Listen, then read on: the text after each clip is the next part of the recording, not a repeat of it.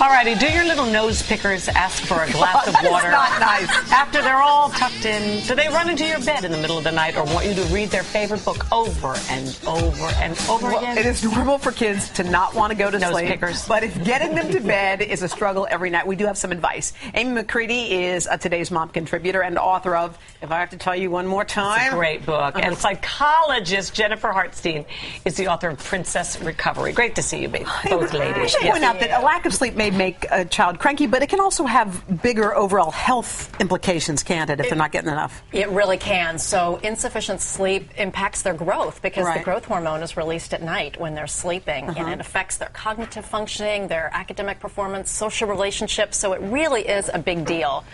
You know, and it comes out in their behavior when they're irritable. Sure, especially in their youngest years. Exactly. They can learn to control it a bit, mask it as they get older. But when they're 2 and 3, 1, yeah, and they're already impulsive. So imagine they're more irritable, more impulsive, more emotionally dysregulated. It's going to be that much harder to get through the day with them. They're going to be tantruming all over the place. The behavior is going to be out of control. So is the idea just to get on a set schedule and just stick to it, a routine, or what should you do if you have trouble putting your kid to sleep at night? Well, the routine is a big thing. One of the first things is understanding how much kids your sleep actually need. Most kids get less. So a child, you know, up to 6 years old probably needs 12 hours of total sleep. Isn't that amazing? 7 to 12-year-olds need 10 to 11 hours. And but once they start school, they rarely get what they need. Especially teenagers who really need 9 hours of sleep. And the fact is, I don't know a teenager who gets 9 hours of sleep at all. Which is why they're so much more inattentive in school and have some academic, performance issues, and that's really a problem. Right, let's talk about the young kids. Let's pretend your child doesn't sleep well alone and wants to crawl in bed with you.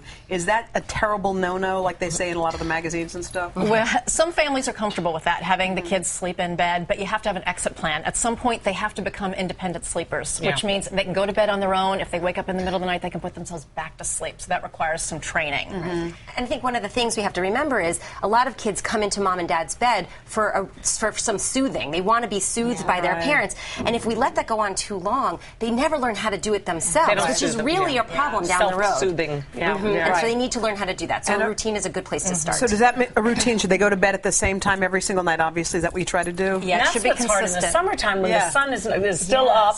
My father and mother made me go to bed, all of us kids, at 8:30 all the time. And the sun is still shining and you hear kids outside playing. You hear them, it's hard. But, bedtime in the summer can be a little later than the school year, but it has to be consistent every night. So weeknights, weekends, same bedtime.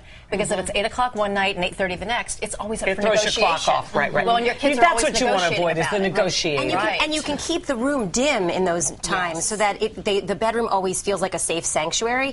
And the negotiation is always part of the challenge because we don't want to have a power struggle at bedtime. So if everybody knows the rule is we head into our bedroom at 8 o'clock, lights out at 8:30. Right, you read the book, you do the same thing. We do the same thing. But they won't stretch it as much as you'll let them. As much as you'll let them. The key is for the parent is for putting the kid to bed, right? That's the parent's responsibility. The child's responsibility is falling asleep. Right. And I think we have to remember that the more we set the structure, the better and healthier our kids will be. Did your kids sleep okay when they were little? Or? You know what? I always ended the evening with, I think it's important for me was to pray with my children every night, just to give them a sense that in this big, ever-changing world, there's something constant. And that's the ritual, right? Yeah, and that was our ritual. And they knew after that, Mommy would turn on her Kathy Lee CD.